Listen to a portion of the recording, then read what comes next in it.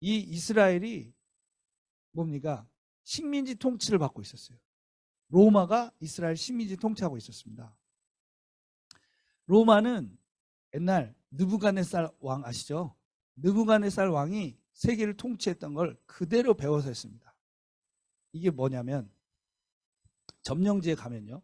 점령을 하잖아요. 그러면 거기서 애들을 데려와요. 그래서 자기 아들처럼 키웁니다.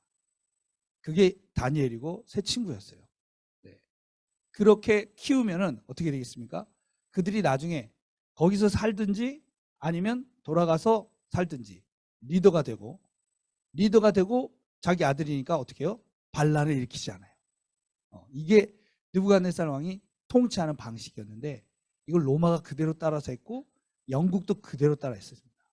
우리는 일본이 식민지 통치한 거에 대해서 막 싫어하지만 아프리카 가보세요.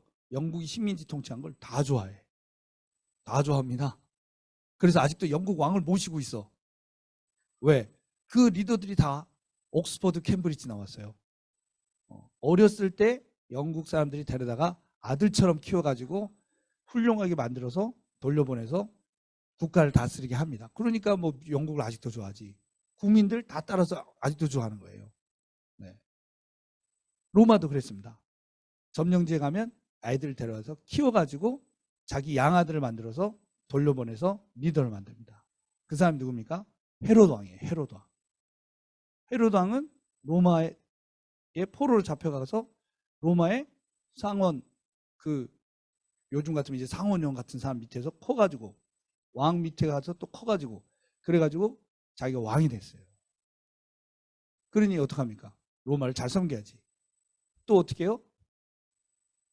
이 이스라엘 사람들한테 환심을 얻어야지. 이 사람은 신분은 유대인이에요. 자기 몸은 에돔 사람이에요. 에돔 사람. 이게 어떻게 된 거야? 이 이스라엘이 막 400년 동안 그 힘들 때 있잖아요. 막 바벨론 포로였다가 페르시아 포로였다가 나중에 독립을 합니다. 독립을 누가 하냐면은 제사장 집안이 전쟁을 일으켜갖고 독립을 하거든요. 근데 사람들이 제사장을 안 따라요. 왜 안 따라? 메시아는 레위 지파가 아니잖아요. 메시아는 누구예요? 유다 지파잖아요. 그러니까 이제 아무도 뭐 앞서서 고생한 건 인정하는데 따르진 않아요. 그래서 이 레위 지파 사람들이 어떻게 하냐면 에돔을 공격해가지고 에돔을 유대인으로 만들어버려요. 할례를 줘가지고. 왜? 아모스 선지자가 뭐라 그랬어요? 내가 다윗의 장막을 회복한다. 다윗의 장막을 회복할 때 어떻게? 에돔 사람들이 하나님께 돌아온다 이렇게 돼 있거든요. 그래서 자기들이 에돔을 점령을 한 걸 보고 자 우리가 이 말씀을 이룬 유다의 지파를 새로 일으킨 진짜 메시아다 이렇게 된 거죠. 그 사람들이 누가 됩니까? 성전을 헤로드 왕이 지어갖고 그게 40년 넘게 짓거든요. 성전이 높이가 30층입니다. 시흥에도 30층짜리 있나요? 죄송합니다. 이런 거 물어봐서. 그런데 그 30층이 다 금으로 돼 있었어요. 그런 건물은 세계에 없습니다. 30층 높이가 통째로 금으로 된 건물. 이것을 헤로드 왕이 대제사장한테 지어줍니다. 지어줘요. 그리고 대제사장이 성전을 놓고 성전 비즈니스를 하는 거예요. 생각해 보세요. 모든 사람들이 예루살렘에 가야 돼요. 모든 사람이 예루살렘에서만 예배를 드릴 수 있어요. 가면 어떻게? 양을 잡아야지. 그죠? 가면 어떻게? 밥을 먹어야지. 가면 어떻게? 잠을 자야지. 예루살렘은 통째로 그 비즈니스를 하는 거예요. 온 이스라엘 사람들이 또 전 세계에 이 여호와를 따르겠다는 경건한 이방인들이 다 찾아오거든요.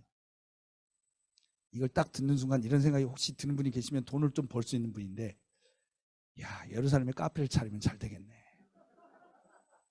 예루살렘에 식당 하나 내면은 호텔 하나 내면은 잘 되겠네. 그렇죠? 그거는 뭐 1년 12달 뭐 다 성수기잖아요. 그런데 거기에서 카페 하나 내려면은 누구한테 허락받아야 돼요? 대제사장한테 허락받아야 돼요. 그 대제사장이 엄청난 프리미엄을 받고 그걸 하는 거예요. 여러분 성전에 양을 납품해 보세요. 돈 많이 벌겠죠? 양 납품하면은 그러겠죠? 비둘기 납품해 보세요. 많이 벌겠죠. 예수님이 이걸 보니까 열이 받으시는 거지. 그렇지 않겠습니까? 여러분이 예수님 당시에 여러분 자녀가 죄를 짓고 와서 대박 큰 죄를, 그럼 막 화를 내는 거예요. 야, 엄마 아빠 사정도 안 좋은데 이 죄를 지면 어떡하냐? 왜? 죄를 지면 돈이 들어. 양을 사야 되잖아. 제사 지내러 가야 되잖아. 사정이 이런데 너 자꾸 죄 질래? 죄송합니다 아버지, 제가 갚겠습니다. 어떻게든 이게 죄 짓는 게 이런 거야.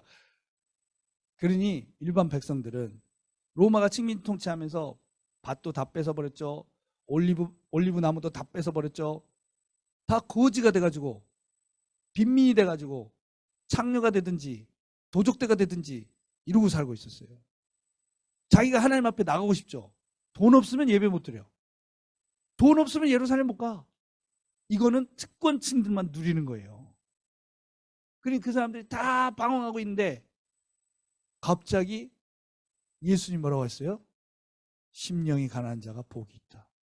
천국이 너희 것이다. 지금 울고 있는 자가 보고 있다. 너희가 위로를 받을 것이다. 그러니 사람들이 어떻게 했겠습니까, 여러분? 말만 그렇게 하는 게 아니야. 아픈데 그냥 싹 다 고쳐주지. 귀신 다 쫓아주지. 배고프니까 다 먹여주지. 왕 됐으면 좋겠는 거예요. 왕 됐으면 예수님이 요즘 같으면 대통령 만들자 그렇겠죠. 실제로 그래서 요한복음에서 예수를 왕으로 만들려고 하니까 예수님 산으로 도망가시잖아요. 그때나 지금 이제 비슷한 거예요. 세상은 항상 그런 거죠, 사실. 이 정사와 권세를 잡은 자들은 그걸 놓고 이제 엄청 싸우고 그 밑에서 백성들은 고생하고, 이게 인류 역사에 한 번도 끊어진 적이 없어. 그때 하나님의 나라가 임하는 겁니다. 지금도 마찬가지고. 예수님 오시기 전에 세례 요한이 왔어요. 제가 오늘 이 말씀 드린 이유는 우리 등대교회는 예수님의 재림을 예비하는 교회 아닙니까? 사역의 모델이 세례 요한입니다. 그죠? 세례 요한은 첫 번째 오실 게 예비했으니까 이제 여러분은 두 번째 오신 걸 예비하는 거죠. 여러분의 운명입니다. 네. 기쁘세요? 좀 더 들으면 마음이 달라질 수도 있어요. 그 세례 요한이 하나님의 예언의 말씀의 성취로 먼저 왔죠. 엘리야가 오리라 왔어요. 와가지고 이제 주님의 길을 예비하는데, 이걸 성경은 뭐라고 하고 있습니까? 주님의 길을 예비하라. 주의 오실 길을 곧게 하라고 돼 있어요. 그러니까 길이 없는 건 아니에요. 길이 있는데 꾸불꾸불하고 뭐 올라갔다 내려갔다 하는 거야. 그러니까 어떻게 평탄하게 하고 이걸 곧게 해서 그분이 왕이 오실 수 있게 하는 거야. 곧게 하는 게 뭐냐, 이런 거죠. 세례 요한은 이 길을 곧게 하려고 어떻게 했냐면 사람들한테 첫 번째 회개하라는 메시지를 했어요. 회개하라가 뭡니까? 제가 어제도 말씀드렸지만 시선을 돌리는 겁니다. 제가 복잡한 얘기를 말씀을 많이 드렸어요. 그렇지만 이게 세상 상황의 모습, 진짜 모습인데 이게 끝이 아니다. 이게 중요한 게 아니다. 예수님이 다시 오신다. 하나님의 나라가 있다. 우리는 이 땅에 속한 사람이 아니고 하늘에 속한 사람이다. 하나님의 약속이 있다. 하나님이 지금도 살아계신다. 이 하나님께로 시선을 바꾸라는 거예요. 그런 다음에 이제 여기까지는 괜찮아요. 여기까지는 부담이 없어요. 뭐 좋은 말씀 외칠 수 있어요. 근데 그 다음이 문제예요. 세례 요한이 자, 우리가 회개하겠습니다. 그러니까 어떻게 했냐면 요단강으로 나오라 그랬어요. 아까 읽으셨죠? 요단강으로 나와라. 여기서부터 문제지. 요단강으로 오는 건 좋아. 근데 요단강으로 오면은 예루살렘을 못 가잖아요. 회개하려면 어디로 가야 돼? 예루살렘 가야지. 왜? 거기 성전이 있고 거기서 제사를 드리고 거기 제사장이 있고. 근데 세례 요한 말은 거기를 가지 말라는 거예요. 거기를 가지 말고 어디로 오라고? 요단강으로 오라는 거예요. 그 와서 어떻게? 양을 잡지 말라는 거예요. 어떻게 하라고? 세례를 받으라는 거예요. 그래서 사람들이 다 좋아하지. 왜? 돈이 안 들잖아요. 이건 돈이 안 들잖아. 그리고 세례 요한을 보니까 어때요? 아, 이게 진짜 같잖아요. 저긴 다 가짜. 종교인들 같고 세례요한은 진짜 하나님 사람 같잖아요. 글로 다 몰려가는 거예요. 그러면 이제 좀 생각이 나시는 분들이 있을 거예요. 그러면 큰일인데? 왜? 대제사장이 어느 날 출근해서 딱 보니까 뭐야? 왜 애들이 이렇게 없어? 어디 갔어 다들? 이것들이 요즘은 강팍해서 회개도 안 하고 막 이러는 거죠. 그러니까 옆에 있던 다른 제사장이 대제사장님 그게 아니고요. 요즘에 조금 골치 아픈 일이 있습니다. 뭔데? 애들이 예루살렘 안 옵니다 요즘. 어디 간대? 다 요단 가요. 요단 가면 왜 가? 일이 그렇게 됐습니다. 그 세례요한이 이렇게 나타나갖고 이렇게 다 와서 피 흘리는 제사 그게 아니고 전부 와서 세례 받으라 그래가지고 애들이 시험들을 다 글로 갑니다. 누군데? 사가랴 아들이에요. 사가랴 우리 제사장이잖아. 예. 우리 애네. 그러면 가서 잘 얘기해가지고 여기 예루살렘 방 하나 내줄 테니까 여기 와서 하라 그래. 알겠습니다. 우르르 갔어요. 가니까 막 세례를 주고 있잖아요. 자기들 막 가고 있는데 세례요한이 자기들 오는 걸 보고 저 멀리서부터 소리 지르는 거예요. 독사 새끼들아! 뭐 이렇게. 니들 도끼로 확 찍어버려야 돼. 뭐 이런 거예요. 이야, 참 잘 얘기해갖고 데려가야 되는데. 그러니 이제 말이 험악해지는 거지. 너 뭔데? 네가 뭔데? 네가 모세보다 크냐? 이 예루살렘 가서 양 잡는 제사는 모세가 지내라고 하는 거야. 그걸 수천 년 동안 우리가 한 거야. 이단 났네. 네가 모세보다 크냐? 네가 뭐냐? 네가 엘리야냐? 네가 선지자냐? 네가 그리스도냐? 네가 뭐냐? 대화가 이렇게 된 거죠. 그러니 이제 세례요한이 뭐라 그랬어요? 안 가르쳐줘. 자기 누구다 이렇게 얘기를 안 하는 거예요. 안 가르쳐줘. 그러면서 뭐라 그래요? 나는 물로 세례를 주지만 니는 큰일 났어. 내 뒤에 오시는 분은 불로 세례를 줄 거야. 그러면 이제 어떻게 해야 됩니까? 대제사장한테 보고하면 대제사장이 뭐라고 하겠어요? 야, 안 되겠다. 없애버려. 일이 그렇게 되는 거 아니에요? 그럼 자기들이 직접 없애면 백성들이 난리를 부를 거 아닙니까? 그 백성들이 미워하는 게 누구야? 헤롯 왕이잖아요. 헤롯 왕한테 붙여. 헤롯이 열받아서 죽게 만들어. 어떻게?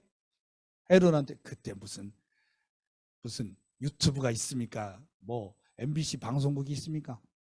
자기들이 다 말을 따갖고 헤롯 왕한테 갖다 주는 거예요. 야, 쟤들이 요즘에 세례요한이 당신 엄청 욕하고 다녀요.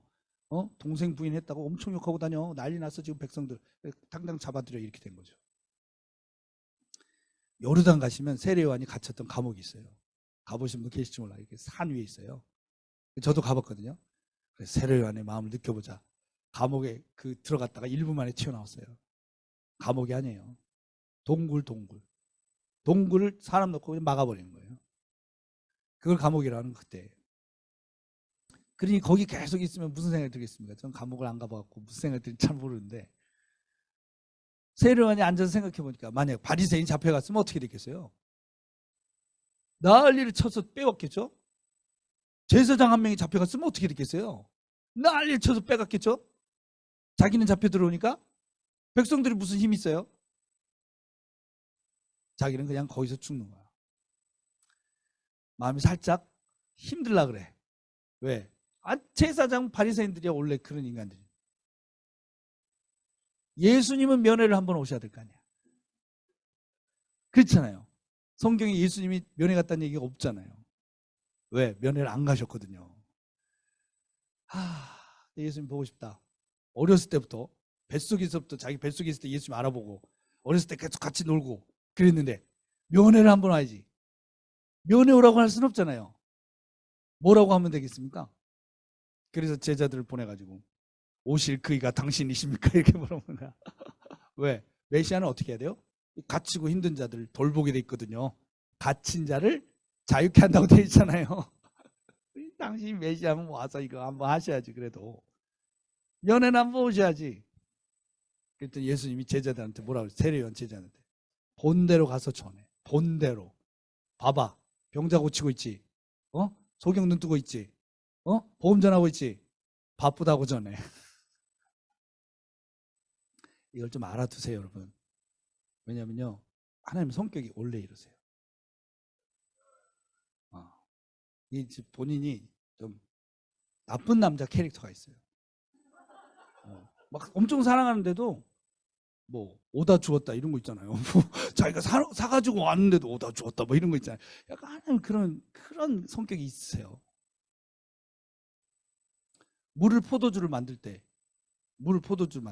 마리아가 가가지고 얘기하니까 나와 무슨 상관이 있나니까 그러잖아요. 그러면서 마리아가 뭐라 그래요? 이 성격 아니까 시키는 대로 해 그러잖아요. 저는 진짜 처음 가면 마리아한테 한번 물어보고 싶거든요. 그때 마리아는 진짜 물이 포도주로 되는 걸 알았을까? 그게 기대가 됐기 때문에 시키는 대로 해라 이랬을까? 이거 물어보고 싶어. 근데 예수님이 나와 무슨 상관이 있습니까? 하더니 물을 포도주 바꾸잖아요. 그거 왜 갑자기 바뀌셨냐고는 안 물어볼 겁니다. 원래 그분이 그래요. 이 기도하신 분은 다 알아. 주여 도와주세요. 나와 무슨 상관이 있냐. 뭐 항상 있죠. 기도 안 해보셨어요? 수로보니게 여인이 와가지고 막 도와달라고 할 때 걔들한테 줄 게 어디냐 그러잖아요. 좀 있으면 도와줄 거면서. 하나님은 도와줄 건데 그 말을 꼭 그렇게 하신다니까. 그러니까 요즘도 기도하면 또 그런 말 듣고 계시면은 아 도와주려고 저러는구나. 저분 성격이 원래 그렇지. 시험 들면 안 됩니다. 그런 성격 나오셨어. 바쁘다고 쳐내. 그러면서 제자들이 이제 실망하고 돌아가니까 세례요한한테 그래 시험 들지 말라고. 너는 동굴에서 죽고 나는 십자가에서 죽고 다 알면서 왜 그래? 갈 길 가는 거야. 이런 말도 들을 날이 있어요, 여러분도. 우리 갈 길 가는 거지, 해야 될 일 하는 거지. 뭘 조잡하게 이래라 저래라. 그러지 말라 그래. 깨끗하게 가자. 그렇게 얘기한 거예요. 그러니까 세례요한이 그 다음부터 알아서 그냥 돌아가셨잖아요. 세례요한이 죽었다는 소식을 듣고 예수님이 얼마나 슬프셨겠어요. 그러니까 제자들한테 눈물 보일 수 없잖아요. 제자들 배 태워서 보내버리고 보는 산으로 올라가서 밤새도록 기도하시. 밤새도록 기도하시는데 보니까 폭풍우가 와서 제자들도 힘들어. 그러니까 또 아유 도와줘야지. 무리를 걸어서 가셨어 또. 네. 왜? 예수님이 이제는 알아. 이제 그 다음 자기 차례잖아요. 그래서 요한복음 4장에 보면은 4장 1절에 이렇게 나오거든요. 예수님이 세례 준 사람의 숫자가 세례요한보다 많다는 사실을 바리새인이 안 거를 예수님이 알았다. 이걸 왜 우리가 알아야 될까요? 예수님이 세례 준 사람 숫자가 세례요한보다 많다는 것을 바리새인이 아는 것을 예수님이 알았는데 그걸 우리가 알아야 돼. 이게 무슨 말이겠어요? 이제 자기가 표적이 됐다 이거예요. 그런데 이 사람들도 이제 예수님이 더 많이 몰고 다니니까 세례요한보다 더 큰 문제잖아요. 이걸 해결해야 돼. 지난번에 어떻게 했지? 대낮에 왕창 몰려갔다가 시작도 못 해보고 깨졌잖아. 낮에 가면 안 돼. 밤에 가야 돼. 사람들 있을 때 가면 안 돼. 사람들 없을 때 가야 돼. 또 막 센 애들 보내지 마. 성격 좋은 애를 보내가지고 대화를 잘해갖고 예수를 데려오자. 누굴 보냈어요? 니고데모를 보냈죠. 밤늦게 집회 다 끝나고 주무시기 직전에. 그래서 베드로는 이걸 못 봤어요. 베드로는 먼저 가서 자가지고. 그래서 그 마가복음에도 안 나오고 다 안 나오는데 요한은 예수님 비서잖아요. 그래서 예수님 주무실 때까지 못 자고 있다가 본 거죠. 니고데모 온 걸. 와가지고 바로 시작한 말이 뭐예요? 당신 위대한 하나님 사랑입니다. 이 시대를 좀 구원해야 되지 않겠습니까? 이 민족을 좀 살려봐야 되지 않겠습니까? 우리랑 같이 손잡고 좀 해봐야 되지 않겠습니까? 이 말 시작하려고 하니까 예수님 말 시작하기 전에 거듭나야 하느니라. 거듭나는 게 뭡니까? 안 가르쳐줘. 넌 그것도 모르냐? 끝. 일부러 못 알아듣게 얘기하신 거지. 그 다음에 사마리아 여인이잖아요. 사마리아 여인은 정반대 아닙니까? 뭘 물을 털려고 합니까? 막. 니고들 하나님의 사람. 속마음을 아시니까 여자한테는 친절하게 대하셨어요. 그런데 그 여자가 만나기 전에 예수님이 우물가에 혼자 앉아 계시잖아요. 왜? 길에 가다가 힘들었다고 돼 있거든요. 힘들긴 뭐가 힘들어 예수님이. 예수님 30살밖에 안 되는데 저보다 20살이 어려요. 아니 30살짜리가 피곤한 게 뭐가 있어요. 일주일 밤새도 끄적없지. 아멘. 피곤하게 뭐가 피곤해. 그러니까 이건 육체의 피곤함이 아니야. 이거 엄청 스트레스를 대박 받았다는 얘기죠. 왜? 니고데모 왔다 갔잖아요. 끝났잖아 이제. 죽는 길밖에 안 남은 거야 이제. 분위기가 진짜 험악한 거지. 그러니까 13명이 길을 가고 있었는데 중간에 점심을 먹어야 되니까 점심밥을 사러 12명이 갔다는 거 아니에요? 13명이 가는데 점심밥을 왜 12명이 사러 갑니까? 점심밥은 3명만 사러 가면 되지. 그렇죠? 가위바위보에서 진 사람만 가면 되지. 왜 제자들은 12명이 다 갔을까요? 분위기가 대박? 안 좋았어. 이거 건들면 난리나 이제. 독사 새끼 바로 나와. 베드로가 제일 먼저 사러 가. 나 밥 사올게. 이렇게 다 따라가. 나도. 마지막에 요한은 남아 있어야지. 요한은 품에 맨날 기대는 애 아니에요? 나도 하고 가버린 거죠. 분위기가 진짜 안 좋았다. 살벌했다. 여러분은 남아 계실 거죠? 여러분 밥 사러 안 가실 거죠? 밥 만들어서 해줘보려고. 그죠? 우리 권사님 있었으면 예수님 잠깐만 기다리세요. 제가 맛있는 걸 해드릴게요. 속 좀 푸세요. 막 이러면서 해줬을 텐데. 아, 안타깝네요. 그런데 예수님이 거기서 또 여인을 보니까 가만히 계시지 않고 사역을 하신 거예요. 그리고는 예루살렘 가셔가지고 다 엎어버리셨어요. 그리고 예수님이 이제 들어오니까 호산나 온 사람 한 사람들 있잖아요. 성경에 뭐라고 돼 있어요? 호산나 온 사람 한 사람들은 예루살렘에 안 사는 사람들이라고 돼 있어요. 명절 때문에 방문한 사람들은 전부 예수님 환영했어요. 그렇겠죠? 그런데 예루살렘에 산 사람들은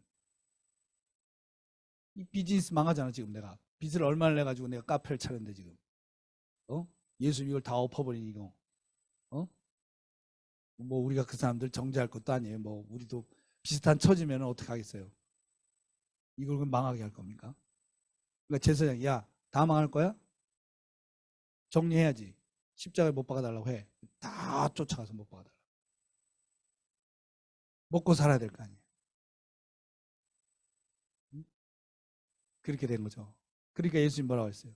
아버지, 저들의 죄를 용서해 주세요. 저들이 하는 일을 알지 못합니다. 제가 십자가 치니까 이들에게 죄를 돌리지 마세요. 그러신 거죠. 그러니 이 예수님의 이 길을 예비한다는 게 이런 겁니다. 세례 요한의 사역 이거. 네. 세례 요한은 예수님이 오셔서 뭘 했습니까? 십자가를 지었어요. 그게 뭡니까? 속죄 제물이 되시고 화목 제물이 되시고 이 예배에 대한 겁니다.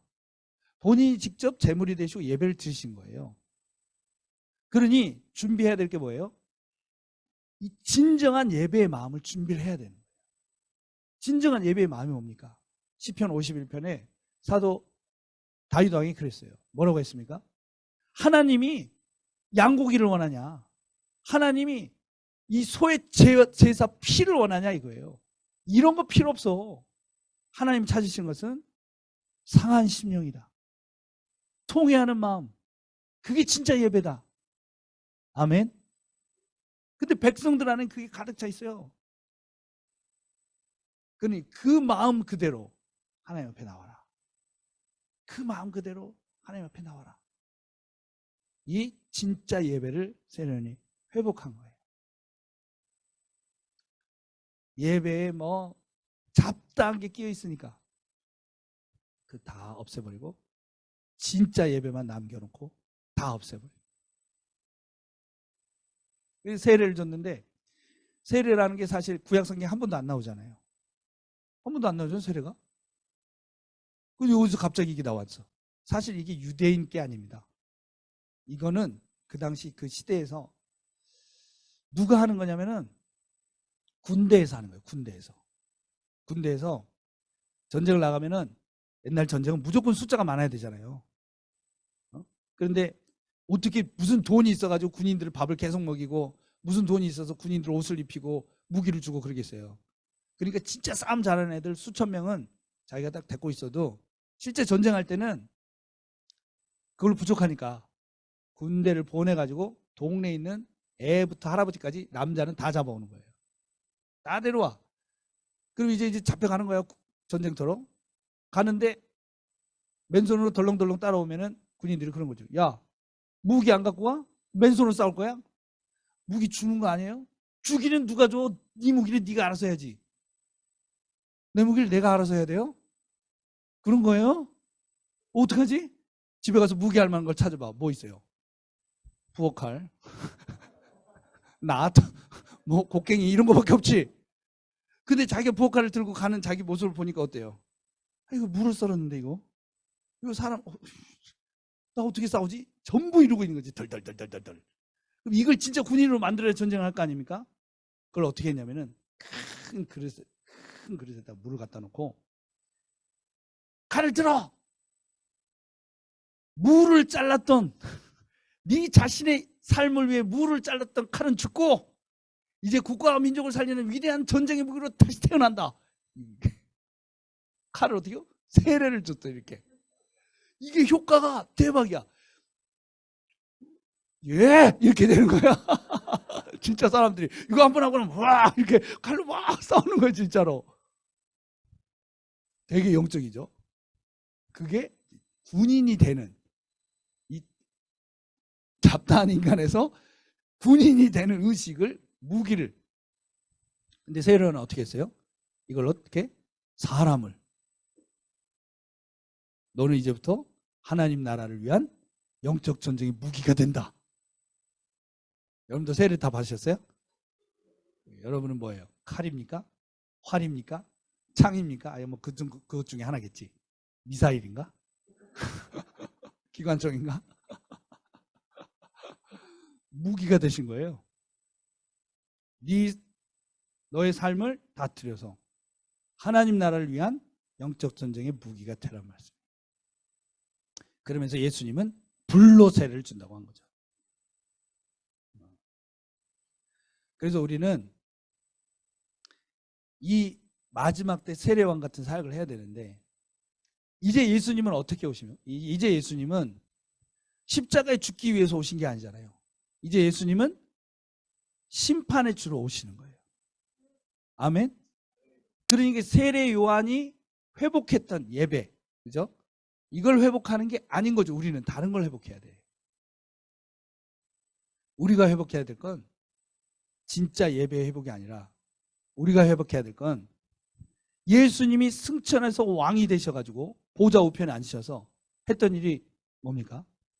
사탄을 쫓아내고 아버지 하나님께 기도해서 하나님의 영을 우리에게 부어주셨어요. 그게 오순절 아닙니까? 그러니까 우리는 이 오순절을 회복해야 되는 겁니다. 2000년 전의 오순절, 세례요한은 1000년 전의 다윗의 예배, 또 2000년 전에 아브라함의 예배, 이삭을 바쳤던 그 예배를 회복한 것처럼 우리는 2000년 전 오순절 날을 회복해야 되는 거예요. 그게 뭡니까?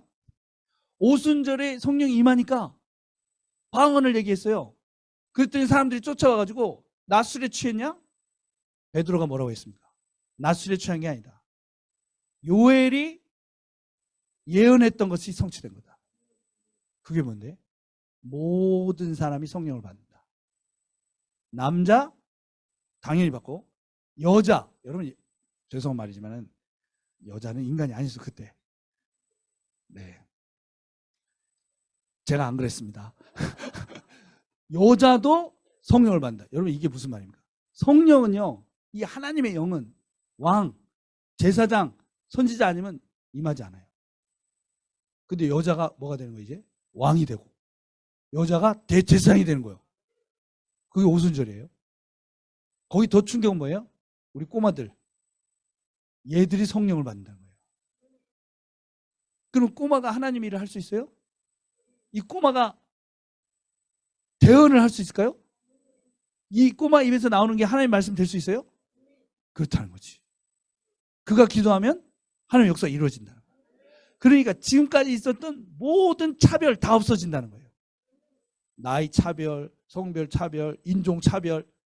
인종 차별은 힘들었어. 유대인들은 유대인에게만 성령이 임한다고 계속하고 있다가 사도행전에서 그게 아니다. 고넬료 사건, 사도 바울 사건 이러면서 안디옥 교회 사역 보면서 예루살렘에서 사도행전 15장이 드디어 인정하잖아요. 이방인에도 성령이 임한다. 모든 민족. 여러분 인정하세요? 예수님은 딱 하나의 조건이에요. 오직 성령이 너에게 마시면. 예수 믿는 사람에게는 다른 거 아무것도 묻지 않고 성령이 임합니다. 예수 믿는 사람에게는 다른 거 아무것도 묻지 않고 성령이 임해요. 성령이 임하면은 하나님의 영이 임하면은 하나님이 하시는 일까지 할 수 있습니다. 그래서 예수님이 너희는 나보다 더 큰 일도 할 거라 그랬어요. 믿으세요? 그래서 지금 파키스탄에서 선교사가 나가잖아요. 파키스탄 형제가 선교사가 돼서 나가. 파키스탄 형제가 선교사가 돼서 나가는데 얘는 글을 몰라. 글을 모르는 애를 선교사로 보내야 될까요? 말아야 될까요? 남의 일이라고 쉽게 얘기하시네요. 선교사들은 고민이 많아. 선교사들은 이거 보내야 돼? 그런데 어떻게 해요? 보내야죠. 가서 어떻게 했겠? 너무 사역을 잘하는 거예요. 연약할수록 성령의 능력은 더 나타나. 어린아이들이 MIT 가죠. 청소년들이 MIT 가죠. 나이 드신 분들이 가서 아유 왔다 갔다도 힘들어 그냥 있어버려. 한 3개월씩 계시죠. 이런 적이 있었습니까? 하나님이 원하시는 거예요. 모든 민족. 그러니까 이제 선교지에서 어떻게 되냐면 예수를 믿자마자 예수 믿으면 몇 년 있다가 선교사 될 수 있을까요? 믿자마자 나가버려. 믿자마자 나가서. 요즘에 어떻게 해요? 유대인들도 머리 이렇게 따고 까만 옷 입은 사람들 있잖아요. 이 사람들까지 예수 믿고 머리 잘라버리고 까만 옷 버려버리고. 여러분 유대인이 이슬람권 선교 가면 어떻게 될 것 같습니까? 죽을 수 있거든요. 기쁘게 가요. 아직까지는 죽은 사람이 없어요. 이런 시대.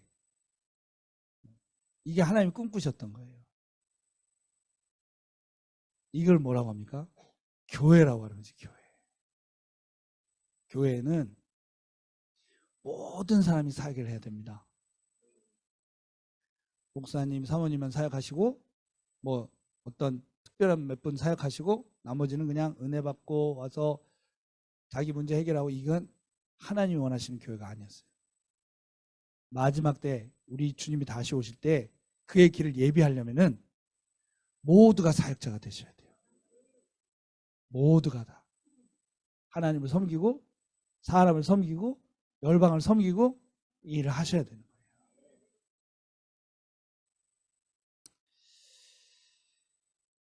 보통 교회 가면 여기까지만 하거든요. 제가 다른 교회 가면 저도 살아야 되니까 살아서 나가야 될 거 아니에요. 여기까지만 하는데 등대교회는 제가 목사님 주장에 따르면 제가 엄청 친해요, 여러분하고. 그래가지고 이제 이걸까지 말씀드리고 마치는 거예요. 조금만 더 PPT 한번 봐보세요. 그래서 한국 교회가 하나님 앞에 약속하게 있는데 2030년까지 10만 명을 보내겠다고 한 겁니다. 그러니까 10만 명을 보내겠다고 말했을 때는 처음부터 목사님들만 선교사를 보내겠다고 말한 게 아닙니다. 목사님들만 보내가지고 10만 명 어떻게 보내겠어요? 그래서 이 예수 믿는 소위 평신도들 안에서까지 선교사를 보내겠다 해가지고 지금 어떻게 됐냐면은 현장에 3만 명이 나가 계세요. 한국 선교사가. 그중에 한 절반 이상은 평신도 선교사예요. 그리고 선교하다가 이제 돌아오신 분이 또 한 2만 명 있어요. 근데 또 한국 분들은 제가 어제도 말씀드렸지만은 이제 독자적인 게 강하잖아요. 그래가지고 신고를 안 하고 나간 분이 또 한 2만 명 계세요. 그래서 합치면 몇만 명입니까? 7만 명. 사실 우리가 지금 7만 명까지 보냈어요. 별로 안 놀라시는데 이제 엄청난 겁니다, 여러분. 세계 역사에 이런 적이 없어요. 7만 명. 뭐 우리나라 인구가 막 수억이 있는 것도 아니고 기독교 인구가 막 수억이 되는 것도 아니잖아요. 수천만 명 되는 것도 아니잖아요. 근데도 7만 명이나 보낸 거는 엄청난 겁니다. 우리 교회만 봐보세요. 우리 교회만 단기 선교 갔다 오면 몇 분입니까? 그렇죠? 1년 이상 선교 갔다 오면 몇 명이에요? 네, 그렇죠? 많이 보낸 겁니다. 그러면 생각해 보세요. 이제 한 7, 8년 남았으니까 7년 정도 남았잖아요. 할 수 있을까요? 없을까요? 할 수 있을까요? 진짜요? 근데 이분들은 생각이 다르신 것 같아요. 넘겨보세요. 이분들은 생각이 좀 다르신 것 같아요. 이분들은 누구냐면 이제 한국 세계 선교 협의회라고 KWMA. 그러니까 모든 교단, 모든 선교단체 그 선교 리더들이 다 모여 있는데 제가 좀 친한 것 같으니까 말씀드릴게요. 친해서 말씀드린 거예요. 우리도 원래 저기 당연히 들어가 있었죠. 근데 쫓겨났어, 코로나 때. 왜냐하면 우리는 맨날 저 얘기를 10만 송기사 저 얘기를 엄청 하거든요. 근데 저분들은 좀 저거 안 했으면 좋겠는 거예요. 그래서 이제 접어버렸어요. 저 신문에 이제 많이 났어요. 여러분 잘 안 보이시죠? 사진 이게 이렇게 하고 찍은 거예요 지금. 그러니까 뭐 저도 그렇지만은 제가 미국에 작년 11월 달에 간대. 이거 10월 30일 아닙니까? 11월 달에 가니까 그 현장에서 몇 명 선교사님이 오셨어요. 같이 섬긴다고. 저를 붙잡고 막 우는 거야, 선교사들이. 어떻게 저걸 접으면 어떡하냐는 거야. 어? 아니 뭐 내년 1년 남았으면 또 모르겠어요. 그것도 아니야. 아직도 7년 남았는데 그걸 접어? 어떻게 그럴 수냐 있냐. 응? 여러분이 뭐 숙제를 해야 되는데 숙제가 많이 남았으면 어떻게 해요? 접어? 밤새야지? 그죠? 근데 왜 우리는 접어? 그게 말이 안 되잖아요. 목사님들은 다 아실 거예요. 교단에 제일 재정이 많은 데가 선교부예요. 재정이 제일 많은 데가 선교부거든요. 그럴 수밖에 없죠. 선교부에서 하는 일이 돈이 좀 많이 필요한 일들이잖아. 선교부가 재정이 제일 많아요. 그러니까 어디가 제일 세겠어요? 선교부가 제일 세. 돈이 제일 많잖아. 힘이 세. 그러니까 자기가 교단에서 좀 뭘 하고 싶다. 뭐 어디에 속해야겠어요? 선교부에 속하는 거예요. 근데 한국 교회가 막 선교사가 막 나가는 붐이 있었어요. 그러니까 어때요? 막 나가는 돈이 거기 많죠. 그런데 이제 나가는 분이 줄어드는 거예요. 저분들 말씀에. 코로나니 뭐니 막 해서 줄어들어요. 줄어드니까 어떻게? 나가는 돈이 모여요, 안 모여요? 안 모이는 거예요. 선교부 재정이 줄어들잖아. 선교부 재정은 유지가 돼야 되는데. 그러면 어떻게? 항목을 바꿔야 돼. 나가는 항목으로는 이제 줄어드니까. 그래서 어떻게? 선교사를 내보내는 정책은 하지 말고 나가 계신 분들 뭐 복지 이제 돌아오시면 있을 때도 만들고 뭐 선교의 질을 높이자. 그러니까 항목 바꿔가지고 유지시키는 거죠. 그러니까 항목을 바꾸려면 내보내자는 말을 하지 말고 나간 분들 잘해주자는 걸로 바꿔야 되잖아요. 그러려면 어떻게 해야 돼요? 내보내자는 저거는 접어야 되는 거지. 제가 이런 얘기했다고 나가선 얘기하지 마세요. 저도 주님 오실 때까지는 살아있어야 되니까. 제가 말씀드렸죠? 친하니까 말한 거라고. 똑같아요. 돈 때문에 그런 거예요. 제가 이걸 청소년들한테 보여줬어요. 진짜 막 이판사판이야. 막 청소년한테 보여줬어요. 야, 이거 어떻게 해야겠냐. 그러니까 애들이 지금 저는 진짜 보여줄 걸 그렇게 많이 울면서 기도할 줄 몰랐어요. 그리고 저한테 와서 뭐라고 하는지 아세요? 송기사님 제가 진짜 솔직히 엄마가 시켜가지고 지금까지 여기 왔는데 나 크기만 하면 선교사 절대 안 한다 그랬거든요. 열받아서 하기로 했어요.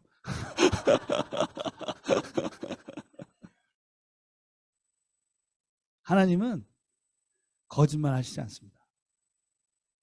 넘겨보세요. 여러분이 기도하신 거잖아요. 산사태 같은 성령이 쏟아 부어져라. 이게 1907년인데 그때 우리나라 얼마나 힘들었습니까? 일본이 우리나라 군대를 해산해가지고 군대가 해산이 안 되고 그대로 의병이 돼가지고 2, 3년을 의병 항쟁 전쟁을 해가지고 조선이 피바다였어요. 그때 성령이 바람이 부은 겁니다. 네. 나라 힘들 때. 넘겨보세요. 뭐 여러분 잘 아시죠? 우찌무라 간조 목사님이 그걸 보고 야, 하나님이 정말 성령을 보내셨다. 세계 어떤 나라에 이런 성령을 보내신 적이 있냐? 하나님이 가난하고 약하고 천한 이 민족을 들어서 동양의 중심이 되게 하실 거다. 이거를 믿음으로 본 사람들이 많았어요. 넘겨보세요. 또 그러니까 미국 선교사님도 이 전체 아시아, 전 이슬람권을 포함하는 거 아닙니까? 여기 선교는 조선이 한다. 우리가 이 중국같이 일본같이 크지 않고 연약한 조선이라도 하나님이 이걸 쓰실 거다. 성령이 증거가 아니냐. 1000명을 보내자 했는데 3000명이 왔다 가셨거든요. 넘겨보세요. 우리도 얼마나 힘들었습니까? 전쟁하고 넘기세요. 뭐 거의 지금 터키랑 비슷하죠? 넘겨보세요. 넘겨보세요. 기도밖에 없었어. 저는 그 간증이 진짜 생각나요. 어떤 부흥사가 와서 그 얘기 하시던데, 저 어렸을 때 교회에서, 그땐 저 예수 믿지도 않았을 텐데 진짜 웃으면서 들었거든요. 산에 올라가서 추운데 기도하는데 얼어 죽을 뻔했대요. 그래가지고 하나님 앞에 추워 죽겠다고 하니까 갑자기 따뜻한 바람이 막 몰려오더래요. 근데 이 바람이 왔다 갔다 하더래요. 따뜻한 추워 오는 게 아니라 왔다가 갔다가 왔다가 갔다가, 뭔가 눈 떠보니까 호랑이가 오고 있었다는 거예요. 그래가지고 이젠 추워서 죽는 게 아니라 호랑이한테 죽겠다 그랬더니 호랑이가 뒤로 딱 돌아와서 자기를 딱 끌어안아줬대요. 아침까지. 믿어지세요?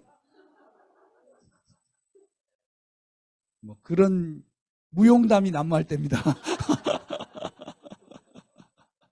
막 나무를 뽑아가면서 기도를 할 수밖에 없었던 심정이 있었죠. 넘겨보세요.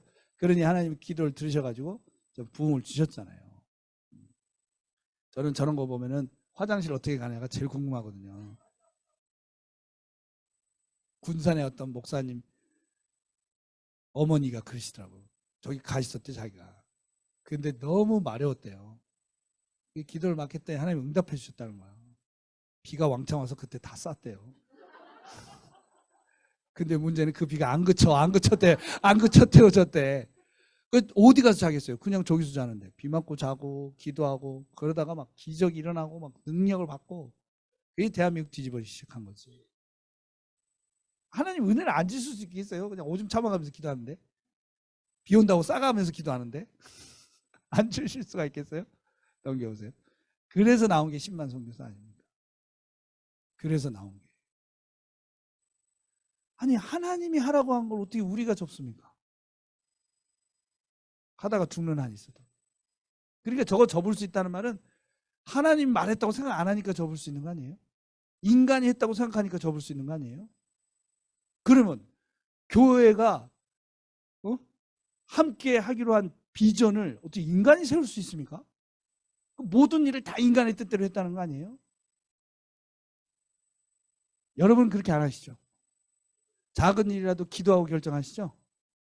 그리고 하나님이 하라고 한 거는 부족해도 끝까지 하려고 하시죠? 천국 가실 겁니다. 우리가 뜻대로 접을 수 있는 얘기가 아닙니다. 하나님은 이 일을 이루실 겁니다. 여러분들이 계속해서 기도를 해주시고 또 헌신하시고 지금까지 하시는 것처럼 기도로 헌신하세요. 저 민족을 위해서 이 기도하는 게 얼마나 귀합니까? 기도하신 대로 다 이루어질 겁니다. 우리 선교사님들 여기 계시지만 그건 선교사 느끼는 거거든요. 선교사가 가서 축도를 하면 얼마나 하겠습니까? 만나면 몇 명을 만나겠습니까? 그죠? 그런데 기도하시는 분들의 그 기도를 들어보면은 나중에 다 이루어져 있어요. 터키에서 지금 청년들이 그 유튜버 있잖아요. 우리나라 유튜버가 있잖아요. 그러면 좀 삐딱한 유튜버들이 있잖아요. 삐딱한 유튜버가 있거든요. 터키에도. 그 유튜버가 야 솔직히 말해봐. 우리가 이슬람 국가냐? 99% 이슬람 국가냐? 한번 해볼까? 해가지고 거기에 유튜브 보는 애들 뭐 해갖고 32만 명이 투표를 했거든요. 32만. 여러분 여론조사 몇 명 합니까? 뭐 1000명, 2000명 하잖아요. 근데 얘는 32만 명을 한 거예요. 32만 명을 했는데 자기가 무슬림이라고 말하는 애가 50%밖에 안 돼. 50%만 나는 무슬림이야. 그러니까 이 터키는 지금 적어도 청년들 사이에서는 자기 무슬림이라고 말하는 게 50%밖에 안 되는 거야. 근데 거기다 대놓고 나는 기독교인이라고 말하는 애가 1%야. 1%. 32만 명이 1%면 얼마예요? 아무튼 32,000명? 3,200명? 그거를 이제 8천만 원으로 하면 어떻게 되겠어요? 할렐루야. 기도는 반드시 응답됩니다. 하나님의 은혜를 주시면은 선교지도 가세요. 밟고 만나고 기도해주고. 이거 가야 돼요. 왜냐면은 한국은 하도 뭐 추석 때고 더 여행 간다고 막 인천공항 미어터지잖아요. 그런 나라에서 단기 선교 안 갔다 왔다 하면 나중에 천국 가서 복잡해져. 해외여행 갔다 왔는데 단기 선교 안 갔다 온 사람 따로 모여. 이러면 어떡해. 복잡하잖아. 그러면. 일본이라도 한번 갔다 오신 분은 단기 선교 갔다 오세요. 얼마나 좋아. 간다 그러면 우리 등대교회에서 막 기도해 주시고 할 거 아니에요. 그리고 또 은혜를 주신다. 뭐 3개월이라도 갔다 오시고. 그리고 또 은혜를 주신다. 1년도 갔다 오시고. 아유, 나는 그냥 나가버리겠다. 파송해 주시지 않겠어요? 그래가지고 우리 뭐 100명 보내야 된다며. 지금까지 몇 명이에요? 목사님? 네. 안 세셔. 어차피 될 건데 뭐하러 세? 뭐 될 건데 뭐하러 세?